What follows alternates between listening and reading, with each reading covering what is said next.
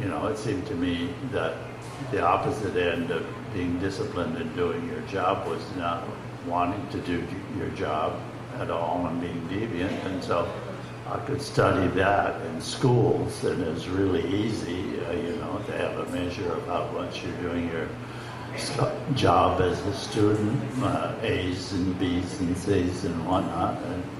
And so it turned out that I wrote a dissertation as an exercise in formal organization about juvenile delinquency. And so this didn't seem to me to be different. But when I told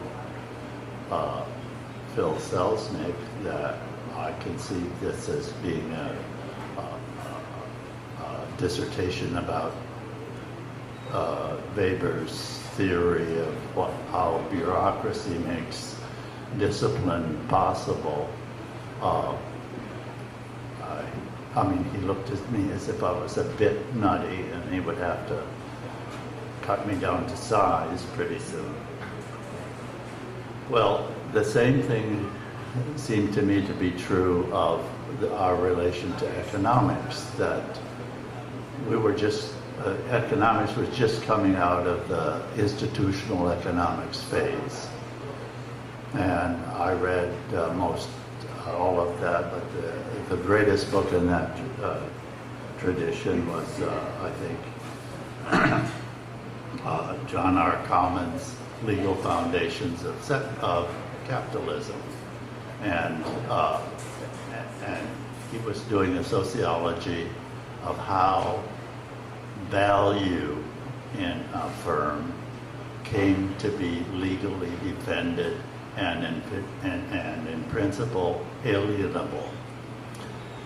And this is sort of the first stage to being a sufficiently finance-oriented economy that would explain, for instance, that crazy business of widows no longer being connected to the farm, but owning the farm and renting it out to their neighbor who was the real farmer.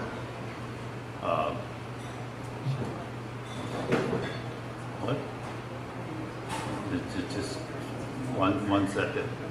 Okay. So economics. And the same thing happened with history. When I went to Johns Hopkins, Chandler was there, and the whole business of how you connect financial institutions, which are legal creations, in a big way to the production, the actual production of goods was there. So the other thing is that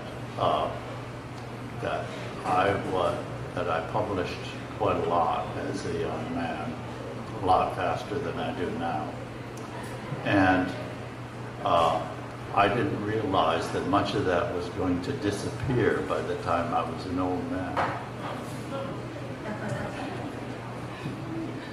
All of that was on one tiny piece of paper. I don't think anybody can write that small and read it afterwards, so that was quite remarkable in and of itself. It came out of a whole life, you know.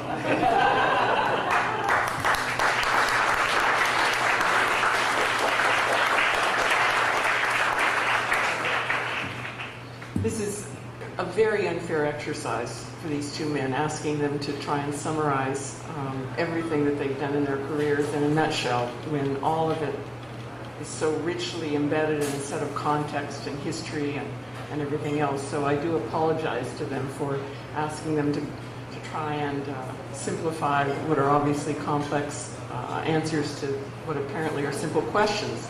Having said that, if there are questions from the audience that they would like to address to either Art or Bill or both of them, could I ask you to come up to the microphone, because I don't think we'll be able to hear you if you're in the back.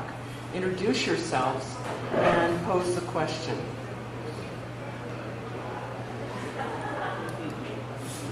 I see people in the back looking around, wondering if anybody else is going to ask the questions.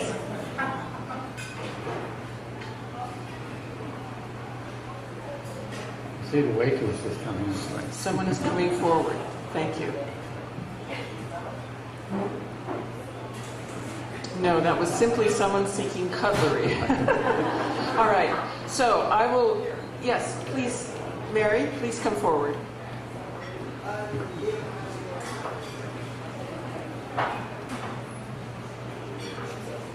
I'm Mary Vogel from the University of London, and I wonder how our speakers might describe some of the major changes in the sociology of law, how they see the field developing since those early days that you were talking about. The major changes.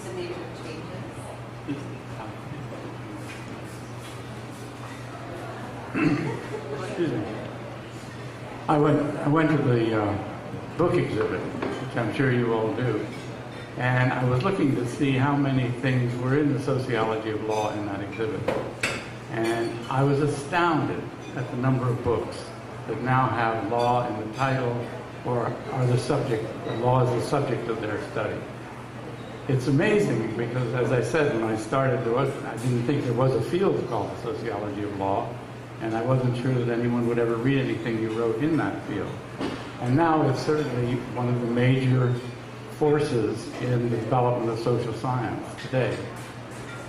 The theses are like criminology and most other sociology fields.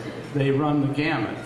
One of our problems, as Kuhn said in his seminal book on scientific revolutions, is that the social sciences never have a paradigm. They always have 150 paradigms to explain this most minuscule thing.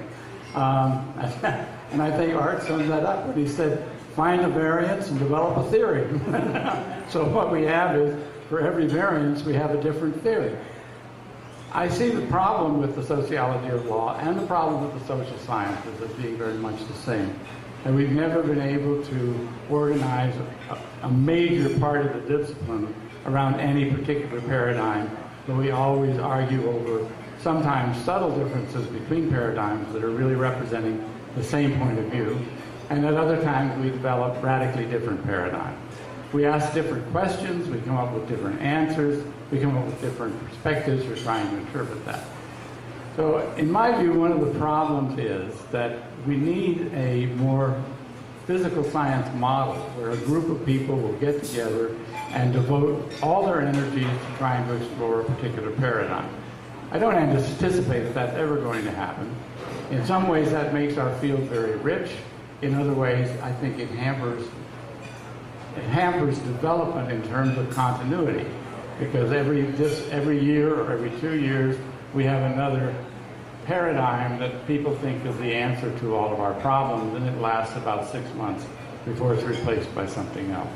So in that sense, I see the discipline as being wildly successful in the sense that it has developed, it's raised questions about the relationship of law to everything from unionization to how laws develop historically and so forth. But we don't have any paradigm that people see as the answer or even remotely resembling something that most people get behind and work in. So the question for Art Stinchcombe is then where he sees the sociology of law now and where he thinks it ought to go.